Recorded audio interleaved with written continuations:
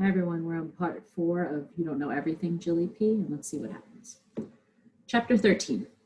I'm sitting at the kitchen table after school on Monday, practicing for the next day's math test, when I hear the car roll into the driveway. Dad, Mom, and Emma are home from the new audiologist. Dad opens the door for Mom, who's holding Emma in her arms. Emma is wearing a brown hat with fuzzy ear flaps tied down by strings that meet at her chin. She looks like a tiny pilot. Before I can even ask about the hat, Mom surprises me by tapping her pursed fingers first to her jaw and then to her temple. Home, she says to Emma. Is that the sign for home, I ask. Sure is, says Mom, grinning. Wow, I haven't even learned that one yet.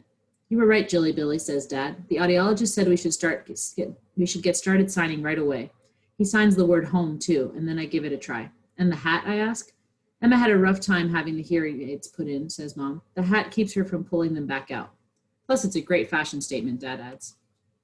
Mom puts Emma down on her floor blanket for some tummy time. She steps behind Emma and claps her hands.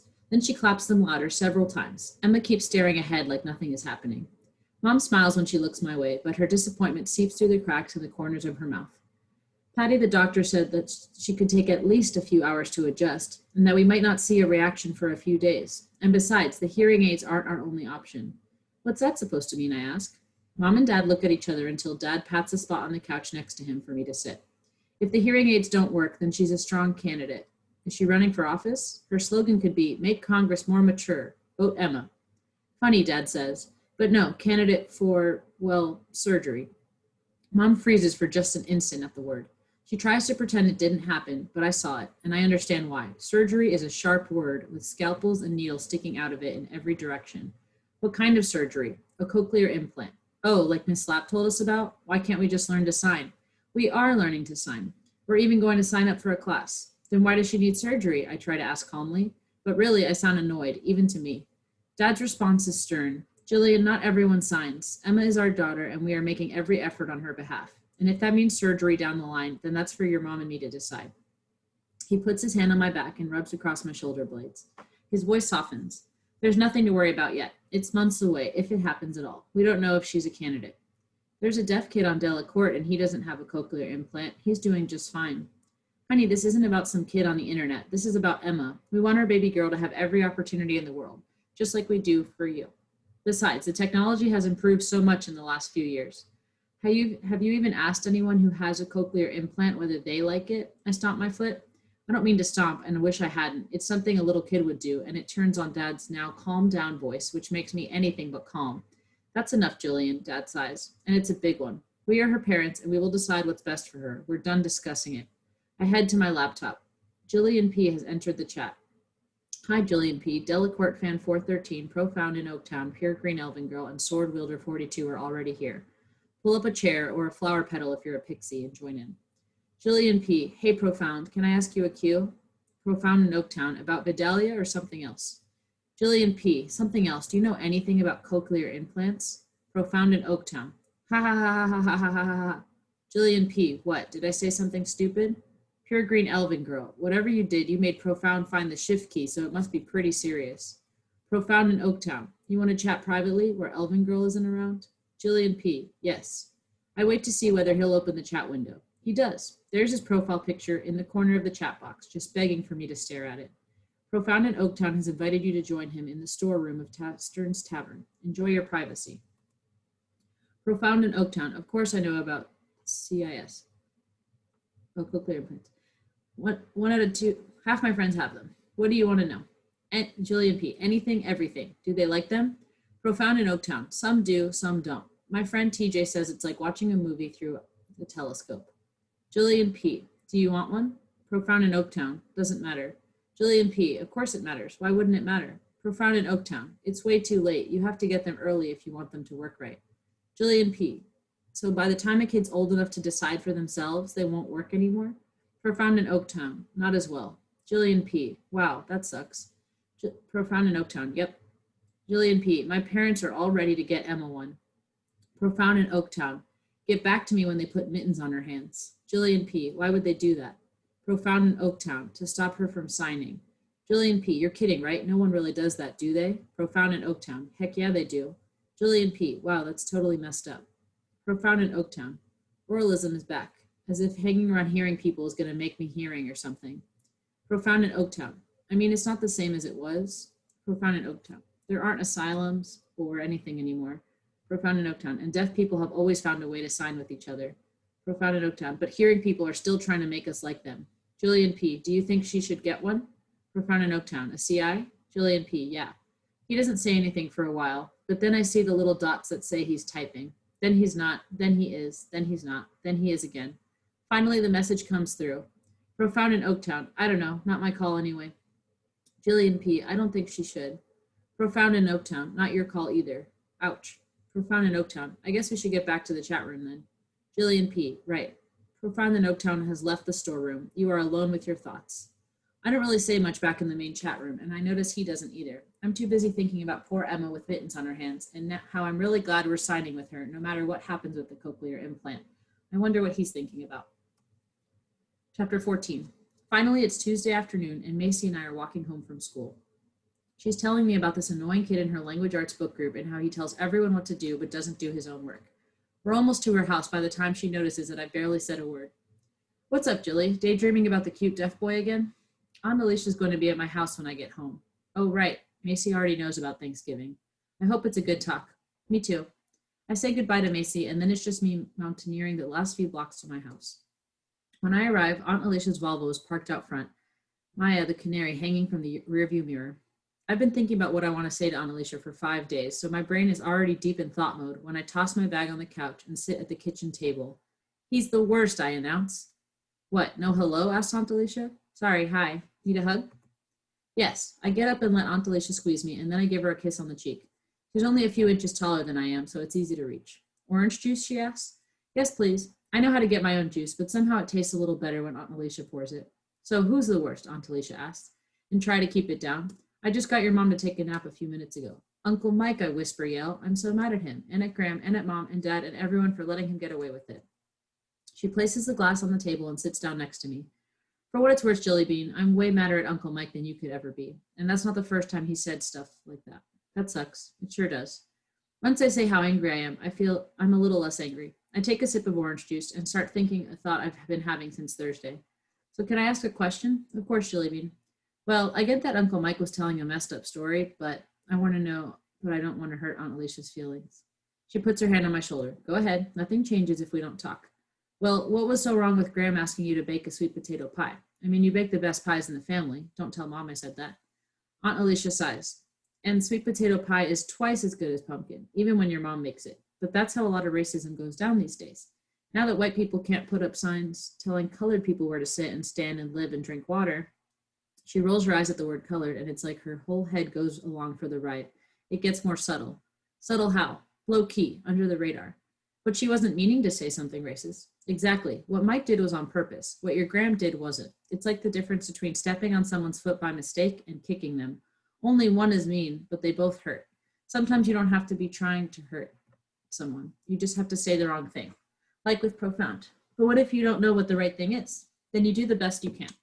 But what if you make a mistake? Jilly Bean, if I gave up on people when they made mistakes, I'd be lonely. Real lonely.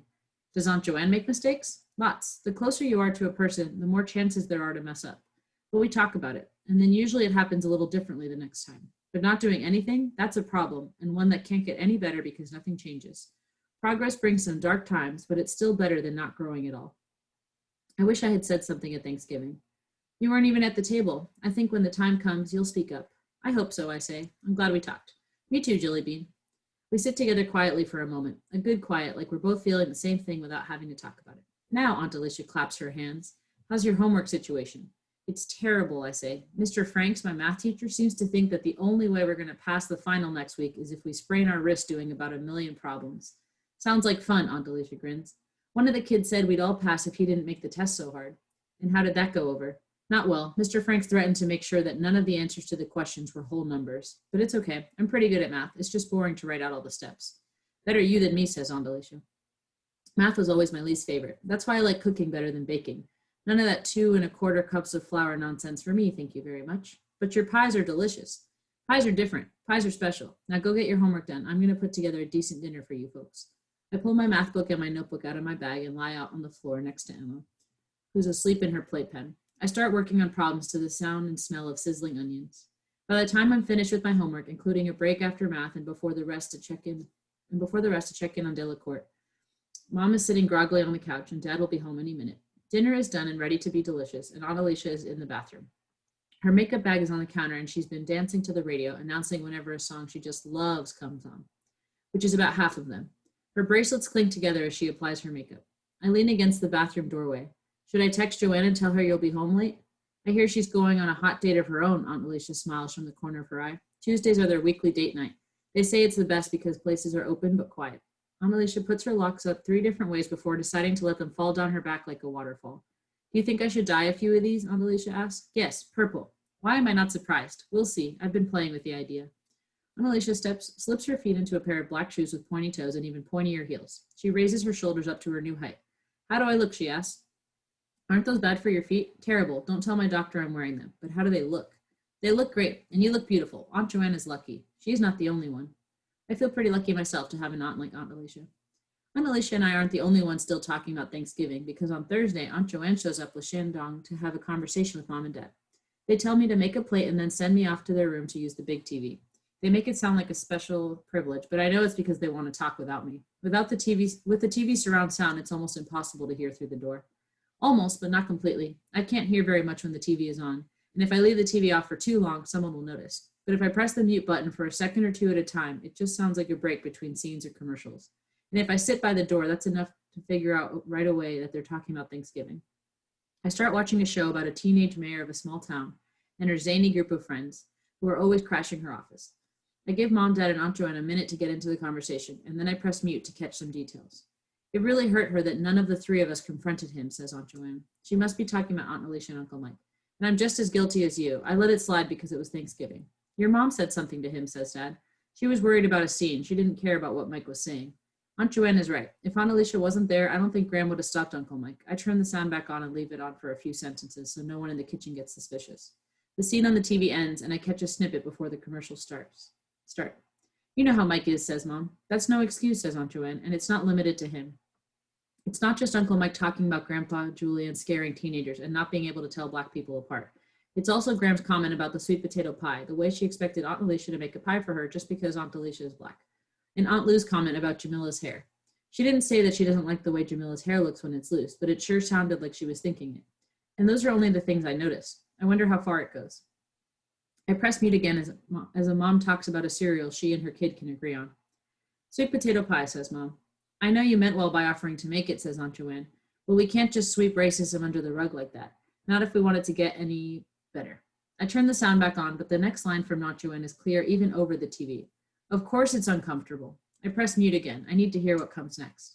But there's a difference between uncomfortable and unsafe, and sometimes we white people need to make ourselves uncomfortable in order to help Black people feel safe. Whoa, I turn the sound back on and turn up the volume to make sure they don't think I'm listening. But I'm not watching as the show comes back on and Mayor Kate's friends race around to gather supplies. Instead, I'm thinking about how Uncle Mike made me feel uncomfortable and how the teens who ran from Grandpa Julian felt unsafe. For a little while, it doesn't sound like anyone in the kitchen is saying anything. Then I hear them again, but it sounds like they're talking about the food and how the extra dollar you spend for homemade noodles is the best dollar you can spend in Oakland. The caper in the mayor's house hasn't even fallen into a disaster when Dad knocks on the door. Come on out and say goodbye to your Aunt Joanne. You're leaving already? I ask when I get to the living room. Yeah, I gotta get home. I just stopped by to check in with your parents about something. Have a great evening. Mom and Dad don't say anything about their talk with Aunt Joanne, and I don't ask, but every time I glance their way, their faces are furrowed in thought. That's probably what my face looks like when they look my way too. Chapter 15. Sometimes when you start thinking about a thing, it shows up everywhere. That's definitely true for racism because it's not a week later that we're talking about it on Delacourt. Jillian P. has entered the chat. Hi, Jillian P. Bad is great, Crystalline, Profound in Oaktown, Sword Wielder 42, and Vidalian Layers are already here. Pull up a chair or conjure your own if you're a creation god and join in. Vidalian Layers. So if you could live in Vidalia instead of America, would you? Jillian P. Hi, Bad, Profound. Crystalline. Yes. Sword Wielder 42. Yes. What about you, Layers? Vidalian Layers. Of course. Jillian P. Definitely. That is great. I'm in Canada. Vidalian Layers. Well, how about Vidalia instead of Canada? That is great. In that case, totally. Crystalline, Profound. Do you want to see the ice cliffs of magnificence and hear the songs of the mountains of echoes? That is great. Crystalline, Profound is deaf. Crystalline, well, maybe in Vidalia he wouldn't be. Profound in Oaktown. I'll be deaf and proud no matter where I am. Crystalline, sorry if I hurt your feelings. I didn't mean anything by it. That is great. New question. What if people had auras in the real world? Profound in Oaktown. No way. That would be the worst. Vidalian layers. Why do you read the books if auras are so bad? Profound in Oaktown. In Vidalia, color is truth, but that's not the real world. Profound in Oaktown. Here, people think they know me by color, but it's all wrong. Sword Wielder 42. Preach. Crystalline. I don't get it. Sword Wielder 42. Profound is black. Crystalline. Oh, double whammy. Sword Wielder 42. What are you trying to say? I'm black too, you know. Crystalline. I just mean that's a lot to deal with. Deaf and black. Crystalline. I have nothing against black people. Profound in Oaktown. No one asked if you did. Medallion layers. But then wouldn't it be great to have an aura people could see? Profound in Oaktown. It's not that easy. Profound in Oaktown. Vidalia is awesome, right? Profound in Oaktown, because it's fiction. Profound in Oaktown. I love reading about a world where people really see each other, and I like to think about what it would be like to be seen for who I am. Profound in Oaktown. But it's not real. In the real world, people think they know me because I'm black. But those are lies they took in. Lies I took in and I have to fight in me every day. Sword Builder 42. Right. I love reading about a place where people would see me when I'm hurt and offer me a little extra energy to get through, or they'd know to let up because I had a hard day. Sword Wielder 42. But it's fiction because the real world is racist. Profound in Oaktown. So if you tried to have auras here, white people would abuse it to keep black and brown people down like they always do. Medallion layers. Can't you just enjoy the fantasy and not bring race into it? Profound in Oaktown. Nope, because we're black every minute of our lives. That is great. I never thought about this stuff before. Thanks, Profound. Profound in Oaktown. Yeah, sure. That is great. Sometimes I even forget that you and Sword Wielder are black, except when we talk about stuff like this. Like, I just don't even see you that way. Profound in Oaktown. I wish you would. Sword Wielder 42. Seriously, telling black folk you don't see us as black is kind of like saying you don't want us to be black. Like being black is a bad thing or something. Profound in Oaktown has left the chat. Sword Wielder 42. Good idea. Sword Wielder 42 has left the chat. Pure green elven girl. Well, that was a little extreme, don't you think? That is great. I didn't mean anything bad by it. Jillian P. Even if you don't mean it, it still hurts. That is great. I messed up. Now I feel bad. Jillian P. Well, saying you forgot they're black is kind of like saying you expect everyone to be white. That is great. Oh, that is great. And Crystalline did it too. She was surprised that Profound was black. That is great. So what do I do now? Jillian P. I guess you apologize. The Medallion layers. I still don't see what the big deal is. That is great. Shut up, layers. That is great. Has left the chat. I'm just about to log off too when a new window pops up. Profound in Oaktown has invited you to a shadowy alleyway to chat. Enjoy your privacy. Profound in Oaktown. Hey, Jay. Jillian P. Wow, layers sure said some stupid things. Crystalline too. Profound in Oaktown. Happens sometimes, especially with new people. They say stupid things. It hurts more with bad though, because I thought she was cool. I wonder if he thinks I'm cool. Profound in Oaktown. Whatever. Anyway, I got something to tell you. Jillian P. What? The delicious dots of anticipation signaling that he's typing appear and disappear a few times and my stomach bounces along. Profound in Oaktown. I'm going with my parents to an event for families with deaf babies on Saturday in Berkeley. Profound in Oaktown. Some kind of thing for new parents to see they can have a normal family and stuff even if their kid is deaf. Jillian P. Wait, are your parents having another baby? Don't they already know that stuff? Profound in Oaktown. No, genius. We're going to represent a healthy and adjusted family with the world's best deaf kid. I thought your family might want to come. Berkeley is super close to Piedmont. Jillian P. Is it like a thing anyone can go to? Profound in Oaktown. Why do you think I'm telling you about it? You really are slow today, Jay. Do you need to start drinking coffee? I imagine he's giving a cheesy but friendly grin, which is hard because I've never seen his face, much less his smile, but that line just totally goes with the cheesy but friendly grin. He sends me the link to the event. Jillian P. Thanks. Profound in Oaktown. Hope you can make it. Jillian P. Me too. Profound in Oaktown. These things are usually kind of boring, but it would be cool to meet another Vidalian in real life. Profound in Oaktown. See ya. Profound in Oaktown has left the alleyway. You are alone with your thoughts. A chance to meet Profound in person? Count me in. When Dad gets home from work, I tell him and Mom about New Parents Night, which is what the event is called. Mom and Dad aren't new to being parents, having me and all, but Emma is certainly new for them. Sounds interesting, says Dad. So how did you find out about this thing, Mom asks. Remember that kid on Delacorte I told you about who's deaf? He's going to be there, and he's the one who told me about it. My brain fills with a million things to say about Profound, but none of them seem right to share with my parents. Maybe they're not even things to say, just feelings. Lots of feelings. Well, that's quite a coincidence, Dad says. How about that? Something useful coming out of all those hours you spend on the internet. Right, Dad, like the time you spend watching videos of people deep frying their socks and hammers is so valuable. Don't knock the extreme frying challenge. Don't knock Delacorte. Touche. I still feel a little funny about you talking to strangers on the internet, says Mom. Mom, Young Medallions is only for kids my age. I know, Jilly. And as your mother, I also know it's my job to worry about you. How do we know who this kid is? How old is he? He's 13 and he's in 7th grade like me. And really, really cute. I can show you the website for the event. It's a real thing. I run to my room and come back with my laptop where the web page is still loaded. I put it in front of Dad, who scrolls down. It's at Berkeley, hon, Dad says. I knew that would help. Berkeley isn't just a liberal city in Northern California. It's also how most people around here talk about the University of California's Berkeley campus. Mom is a professor there. She took the semester off to have Emma. Oh, I could stop by the office and say hi. The crew has been begging for me to bring Emma by. Once I convince Mom and Dad to go, I also make sure to point out that it says that siblings are welcome to attend. Could you imagine if I planned all of this out and then they left me behind? Not on my watch. Profound will be in that room, and I plan to be there. You're right, I say to Macy as casually as I can while we're walking up the hill from the school the next day. Macy's coming all the way to my house so she can visit with Emma. I know, she says just as casually. About what? About Profound, the boy on the internet? The one you have a crush on? Macy's eyes are wide with expectation. Yeah, I guess so, I say, my head low. I knew it. Macy claps her hands and pumps her fist. Your voice gets all funny when you talk about him. It does, I say without noticing just how far away and dreamy I sound until it's out of my mouth and I'm hearing it float by. Yeah, it does. Anyway, now that you know he's my crush, you mean now that you know I've known for weeks. Do you want me to tell you the thing or not? Of course I do. Well then, like I was saying, now that you know he's my crush, now that I know, Macy plays along, I can tell you, I'm going to meet him Saturday. What? Really? How? Where? What are you going to wear? Macy sounds about half as excited as I feel, which is still a whole lot. I tell her about new parents' night and she decides this deserves its own dance. We don't have a lot of time to prepare, so we just modify the baby sister slide. Instead of putting our hands on our hips, we shake our fists in the air, so it's left fist, 2, 3, right fist, 2, 3, hips, hips, hips, foot, swoops, clap. We keep walking while we do it, and by the time we get the routine down, we're at my house. JD, Macy calls as she bursts through the front door. She always has a big greeting for Dad.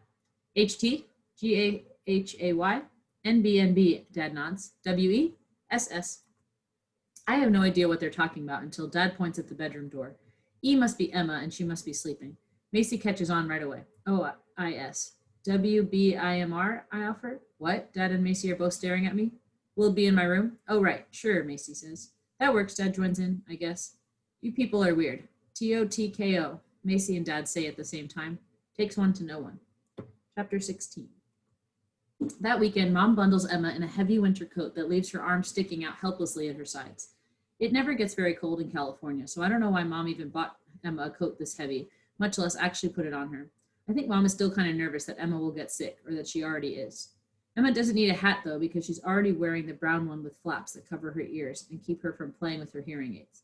It's called an aviator cap, and Dad has taken to calling Emma Amelia Earhart.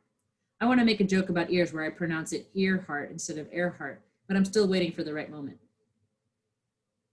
We drive to the University of California, Berkeley campus, where new parents' night is happening. We park and follow signs, first for the building and then for the room. We walk down a long hallway, turning left and then left again, until I don't know how we're not back where we started. Finally, an arrow points us into room C-106A. Inside, about a dozen adults are sitting in a half circle of chairs with plastic blue seats and metal legs. The room smells a little musty, like someone used to store old files in here. Other people besides Mom hold babies in their arms, but I'm the only older kid in the audience. Two families sit at the front of the room, separated by 3 empty chairs. On the left, a little girl sits between her 2 moms. The women both have short brown hair and pale white skin, while the kid's complexion is dark and her long straight hair hangs in 2 braids. She swings her feet and bobs her head to the side so that the braids dance on her shoulders. On the right, a black teenager sits next to her mom and dad. Her face is a combination of his eyes and her nose, with a bright smile all her own. The woman introduces herself to us as Karina Petrovsky. She is short, with rosy pink skin and a smile as wide as her hips. She says that we're just waiting for a few more people to arrive. I look for Profound, but no one seems to be him. Another family arrives a few minutes later, and Karina Petrovsky greets them as the Knights. Mr. Knight has thick, freckled cheeks under a checkered cap. Mrs. Knight is a little taller, a little darker, and she wears her hair in large, shiny curls that sit on her shoulders. Behind them, and between them in height, is Profound. I'd know that ear anywhere, with its curvy little dip at the top and the lobe that just won't quit. But unlike in his online photo, he has 2 hearing aids, red plastic pieces that fit right inside the middles of his ears. He's wearing a black t-shirt that says Deaf Pride in large white block letters. Karina calls him Derek. Derek Knight. I feel my heart thumping double time and realize just how nervous I am. Derek is in the room with me, with all of us really, but especially with me. They take a seat between 2 other families. I think about going up to say hi to Derek, but before I can muster the nerve to do anything about it, the lights flicker overhead. Karina is at the switch. We'll get started now, she says. You'll notice that I used a visual way of gaining your attention. It's very common in deaf community to call the group together this way. Lights can also be used for doorbells and alarm clocks. I have officially already learned more from this woman than from Miss Slap. Karina gives a PowerPoint presentation about the organizations that she works with to help deaf kids from infancy through high school. All sorts of agencies have different policies and rules, which is why people like her work individually with each case to help folks adjust to having a deaf member of the family. Mom takes notes on her phone. It's even more boring than it sounds, and not even Karina's cheerful voice can help with that. At least there's Derek to look at, but I try not to stare so much that he notices. I don't want him to think I'm weird before we even get to meet. Well, in person meet anyway. To Karina's right, a woman in a black long-sleeve shirt signs everything Karina says. This is the first time I've seen so much signing in person, and when I'm not staring at Derek, my eyes are on her. Derek and the other two deaf kids aren't even looking her way the whole time, but her hands keep going. At first, I try to make sense of what she's signing since I just heard it, but she moves her hands so fast that I can't make out a single word. I think maybe she has extra fingers. I wonder if I'll be able to sign like that someday if I practice enough. Finally, Karina is done with the last slide. Now I'd like to focus on our special guests. The Hoyt Cunninghams, the Knights, and the Johnsons have all taken time out of their busy lives to be with us here today, so let's give them a round of applause. She lifts her hands into the air and shakes them. A few people in the audience follow along. The rest of us clap the way we're used to. Karina reminds us that deaf people don't hear the sound that clapping makes. See, if I move my hands like this, she brings her hands together to clap, but doesn't let them touch. Pretty boring, huh? She shrugs. But how about this? She holds up her arms with her hands in front of her face and shakes her wrists so that her fingers wiggle about. Much more interesting to the eye, no? For now, let's try it again and welcome our guests. Karina waves her hands in the air again, and this time we all join in. Derek perks up as if he just noticed us. He signs hi several times with alternating hands. We laugh and Derek plays it up, tapping the teenager to his right on her shoulder and pointing at us as if to let her know we're here. She acts all surprised and then starts waving too. Karina introduces the three families facing us. Jessica Johnson, sitting between her parents, is a high school senior at the California School for the Deaf. Derek is in 7th grade, also at California School for the Deaf. And Leah Hoyt Cunningham, sitting in her mom's lap, just started pre-K this year at a public school in Berkeley. She is the only deaf student at her school, but she goes to a playgroup with other deaf kids on Saturdays. The parents tell us more about their families. One of Leah Hoyt Cunningham's moms is deaf. She and her wife specifically chose to adopt a deaf baby. We learned from Mr. Johnson that Jessica is their only child and that they moved to Fremont so that Jessica could live at home and go to school with kids like her. Mr. and Mrs. Knight have 2 younger daughters, both of whom are hearing. Neither the Johnsons nor the Knights have any other deaf people in their family. It's just something that happens sometimes, Mrs. Knight shrugs. It doesn't matter why. What's important is how you live with it. About 90% of deaf and hard of hearing children are born to hearing parents, says Karina. And now that we have introductions out of the way, we thought you might like to hear from the students themselves. Remember to look at the signer, not the interpreter. The interpreter gets your ears, but the signer gets your eyes. Stare at Derek? I think I can manage that. Karina starts with Leah and asks her about school. Leah is little, but her hands are quick. I love school because I have a lot of friends there, so many friends, and we get to play in the sandbox every day after lunch. What about music class? Karina asks. My teacher lets me sit in front. I hear better that way. Karina asks a few more questions and invites her to show us her cochlear implant. Leah turns her head and brushes her hair out of the way so we can all see the tan disc about the size of a quarter. A wire connects it to a piece of plastic tucked behind her ear, and a thin, clear tube comes from the plastic piece over the top of her ear and slips into her ear canal. Karina tells us, please note that I would never approach a deaf or disabled person in the world and ask to see their assistive devices, but this is an educational setting, and I asked the students in advance if it would be okay. Leah's moms tell us about the process but they don't mention anything about molds and screams. Instead, they talk about auditory nerves and electrodes. A hearing aid makes sounds louder, but a cochlear implant goes right into the parts of the ear that usually hear things and pokes at the nerve endings to tell them that sounds are happening. The cochlear implant isn't right for every situation. Not even Leah's deaf mom has one. But for Leah, it's been great. Then it's Derek's turn. It's great to have classmates who use my language, he signs, and the teachers too. I started by going to a hearing school, but it didn't work out for me. In 3rd grade, my parents decided to send me to CSD. I stay there during the week and come home on weekends. It's kind of like sleepaway camp all year long, but with homework. At first, it's weird that the interpreter for Derek is the same voice as for Leah, but he talks so differently that I don't notice it after a little while.